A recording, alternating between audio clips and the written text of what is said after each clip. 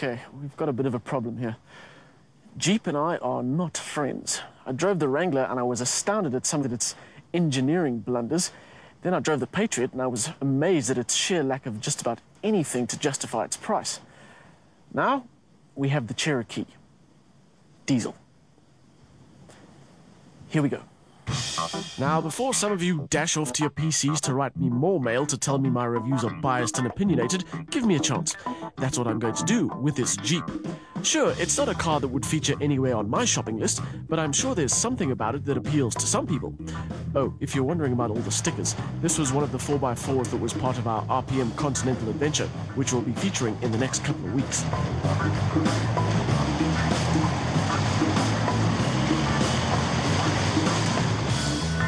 I'll start with the engine. What we have here is the 2.8-litre CRD turbo diesel. And about the only fair comment I can make is that the figures look decent. No, not because I don't like diesel, but because this car has hardly done any mileage. So it would be a bit unfair to form an opinion when the engine still has some loosening up to do.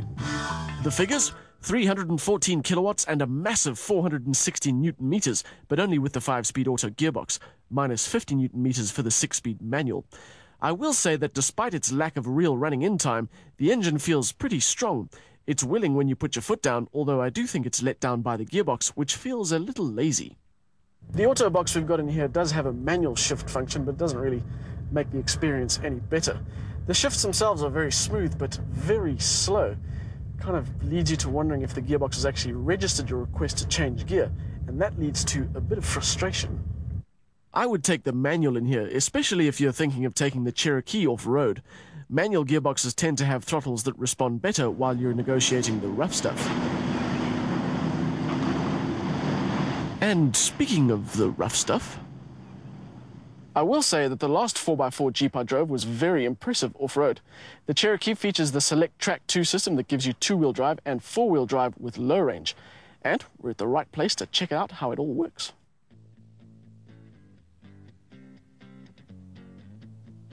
Our friends at Protea Eco Adventures have all the types of terrain this American off-roader is likely to find in the Southern African bush, and we've been let loose to see how it copes. That is to say, to see if we can get it stuck. Which we couldn't. The Cherokee just didn't have any troubles getting through the kind of terrain you might encounter on a trip to some of the wilder parts of the country.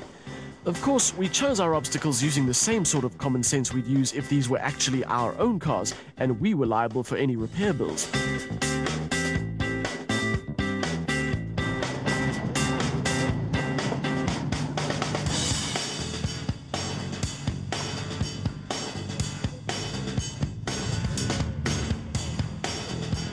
That said, we didn't shy away from the kinds of rocks and water and holes in the ground that any decent 4x4 should be able to conquer, and the Cherokee did just that, with ease.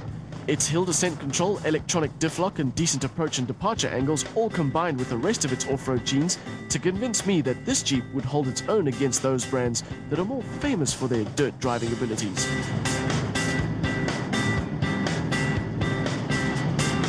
But we all know that a car like this is destined to spend most of its life on roads like these. And this is where the Cherokee isn't so tough. The usual on-road advantages of four-wheel drive that apply to big and small cars, namely grip and stability, don't really apply to the Cherokee. I've driven it on some less than perfect tar surfaces at normal driving speeds, and it really hasn't liked it. Felt a bit wobbly and not too reassuring. This car likes to take things slow.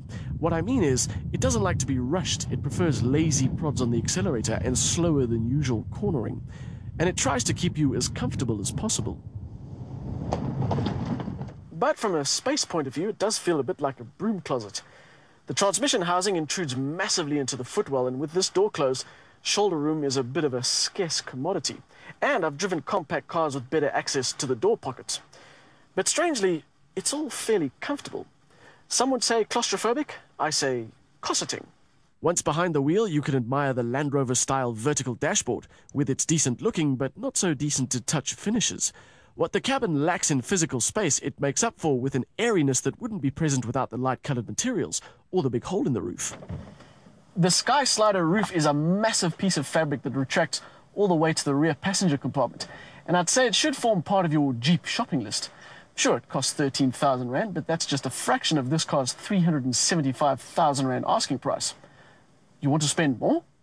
Then go for the MyGig system at 15,000 Rand, for which you get Bluetooth phone setup, sat-nav, and an internal hard drive with audio and picture capability.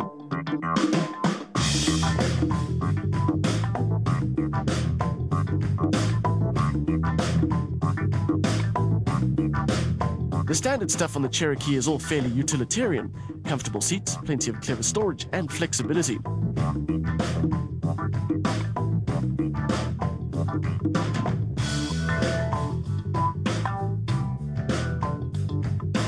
I haven't spoken much about this car's looks, and with good reason.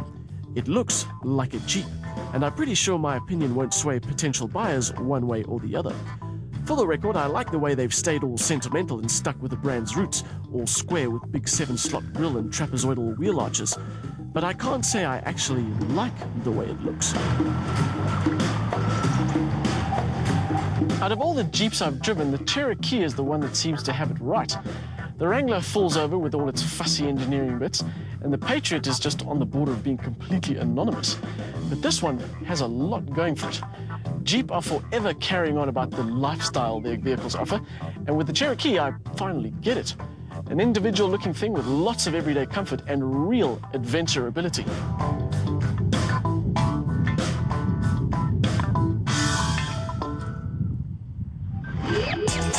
A turbo diesel with plenty of grunt makes for effortless cruising while ensuring all the off-road tractability you'll ever need. The all-wheel drive system does the rest. But don't expect a tar burner. The interior packaging could be better, and some of the finishes let the side down too.